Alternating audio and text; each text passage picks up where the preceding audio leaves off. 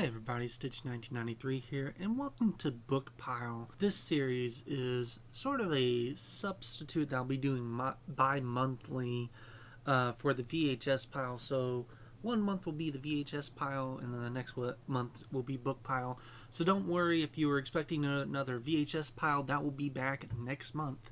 So today we're looking at The Griffin and the Minor Canon, original story by Frank Stockton, and this version illustrated by Maurice Sendak. Now going a bit into the writer Frank Stockton, what I found was he was born in April 5th of 1834 and died in April 20th, 1902. He was an American writer. However, it doesn't seem that I could find much about the books that he wrote other than the main two books that were illustrated later on in 1963 and 1964 by Maurice Sendak. This one and then the other one being The Bee-Man of Orne. So this is of course, not the original print. This is a reprint done in 1986 with a foreword in the beginning about the author written by Maurice Sendak. So we're going to go over the story here. And of course, Maurice Sendak is most nobly known for Will the Wild Things Are and a number of other books, and Night Kitchen, and his art style is very noticeable, very memorable, and that's kind of what grabbed me towards this book here. I found this at a secondhand shop. I don't know how rare this book is out in the wild, so but if you do come across a copy of it, I would highly recommend it. And the reason being is it's just such a very interesting and very laid back story, I must say. For those who don't know what a minor canon is, that's fine, because I too kind of had to look it up before I even did this review, because outside of the story telling you that he worked in a church, didn't really go into much detail about what a minor canon is. But from what I've been able to read about minor canons, is they're part of the Catholic Church. Looks like they're kind of a clergy, or maybe a junior clergy. I didn't grow up Catholic, and I don't know much about the Catholic religion. So for those down in the comments section that are Catholic or know more about the Catholic religion, I would really like to know more about what exactly a minor canon does. He kind of sounds like maybe a priest or an assistant priest, or I guess if you're into the more like Baptist sort of upbringing, he kind of sounds like he'd be a deacon. But let me know, and also kind of let me know, do these still have minor canons, or was this something that was, something they used to have but they don't do anymore, or now they're by another name, or just, it'd be really interesting to find out. So the story about the Griffin, the Minor Canon, is exactly that. It's about a griffin that finds out one day that there is a nearby town where there is a church, that above the church's door has a stone version of this griffin, and the griffin has never been able to see how he looks physically. He doesn't have a mirror, and like the rivers near him and everything the water is so rapid and turbulent that he's never been able to get quite a clear picture. So he goes to the town to see what the stone looks like, what the statue looks like, and to better understand what he looks like. And so he gets to the town. Of course, everybody is frightened of him as he doesn't know where the church is in this town. So he just kind of keeps going up to people trying to ask, hey, can you just show me some directions of where I'm supposed to be getting to? And everybody, hides, goes into their house. He finally is able to corner two guys, and it's just like, is anybody just, is everybody too afraid of me to even talk to me? And they're just like, one person might be able to talk to you, and that's the Minor Canon. He's like, okay, can somebody go and get this guy? so I can talk to him, and so he can show me where this statue is. And they're like, okay. So they go and get to the Minor Canon, and even the Minor Canon really doesn't want to do it. He's very fearful, as one probably would be at first, but he understands that he's the person people always come to when there is trouble, and this is technically trouble. So he's like, fine, I'll go to him. And he does, and the Griffin is kind of chilling outside of town when he comes up, and he's like, oh, good, you're here. Please just show me where the church is. And the minor Canon tries to delay stuff at first. He's like, well, it's kind of dark right now. Maybe you can come back tomorrow, and then you can see it there. It'll be daylight. And the Griffin understandably agrees, and he's just like, all right, cool. So that evening, everybody in the town comes together, tries to figure out whether they should actually let the Griffin see a statue or try to scare him away. Some are afraid that if he does see the statue, it may not be the best depiction of him and he'll get pissed and destroy the whole town. And others think that maybe if you just let him see it, he'll see it and then he'll go away and never come back. So originally all the town agrees to destroying the statue, but the Minor Canon is like, no, that will make things even worse. So he guards it all night while people try to destroy it. And in the morning, King comes out to the Griffin, takes him to the church, and the Griffin likes the statue.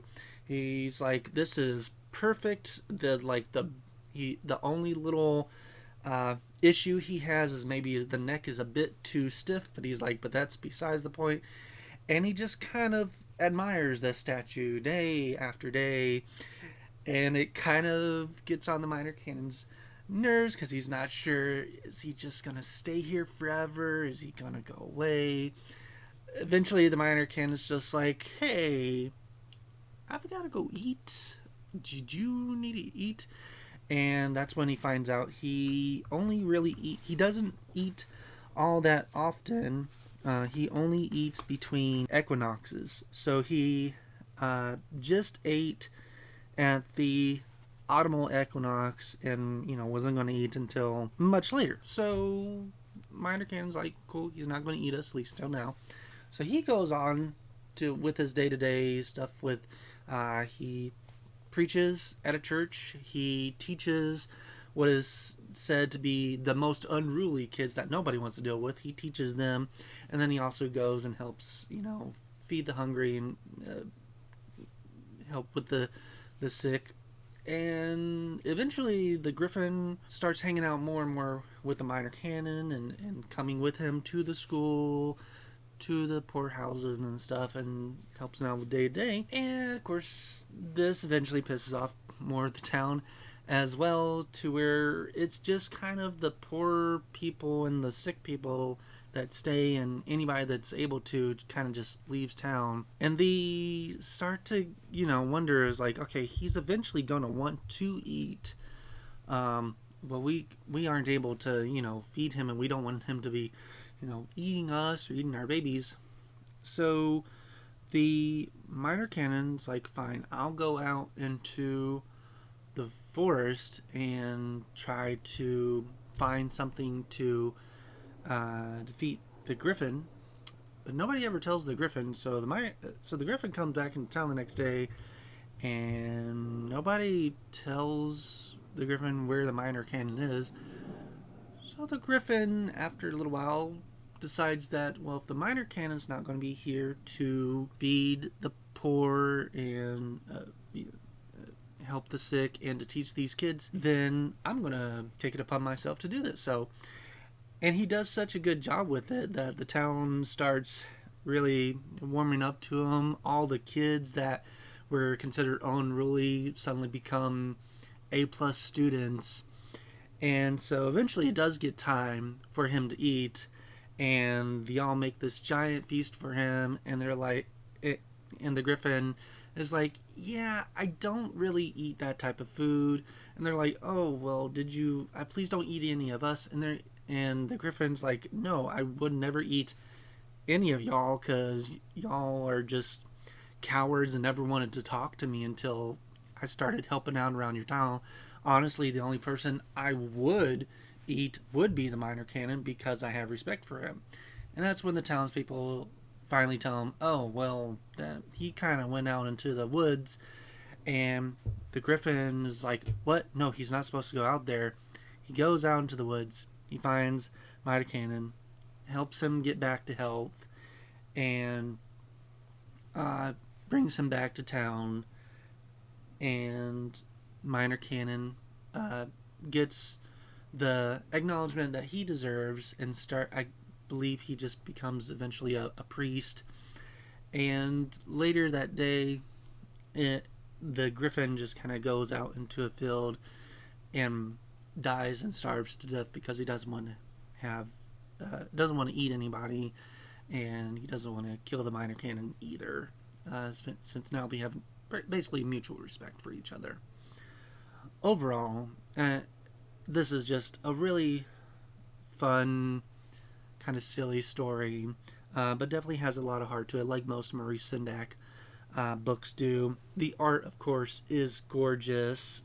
Some of these pages are full 2 pages of just his drawings, no text, and it's not that much. Of course, it's a children's book, so it's not that very long of a story. From cover to cover, including the about the author pages, it's only about 60 pages total, so you could definitely read this in probably about 10, 20, 30 minutes, depending on your reading level.